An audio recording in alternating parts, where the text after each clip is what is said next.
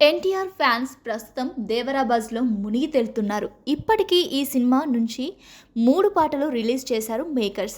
ఈ 3 కూడా మూవీ రిలీజ్కి ముందే రికార్డ్స్ క్రియేట్ చేశాయి. ఇక ఆ తర్వాత ఈ మూవీ నుంచి రాబోయే పాట ఆయుధ పూజ సాంగ్. ఆల్రెడీ ఈ సాంగ్ మీద భారీ హైప్ క్రియేట్ అయింది. ఈ సాంగ్ సినిమా మొత్తానికే హైలైట్ కాబోతుందని మూవీ టీం చెప్తుంది.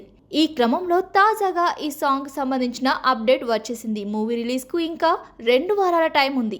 ఈ క్రమంలో వచ్చే వారంలో ఆయుధ పూజ సాంగ్ వస్తుందని అనౌన్స్ చేశారు లిరిసిస్ట్ రామ్ జోగయ్య శాస్త్రి. దీనితో ఈ ఆయుధ పూజ సాంగ్ ఎలా ఉండబోతుందా అని అందరిలో ఆసక్తి మొదలైంది. ఈ సినిమాకు అనిరుద్ అందించిన మ్యూజిక్ నెక్స్ట్ లెవెల్లో ఉండబోతుందని చెప్పడంలో ఏ మాత్రం సందేహం లేదు. అయితే ఈ సాంగ్ కరెక్ట్గా ఎప్పుడు రిలీజ్ చేయబోతున్నారనేది మాత్రం ఇంకా తెలియాల్సి ఉంది.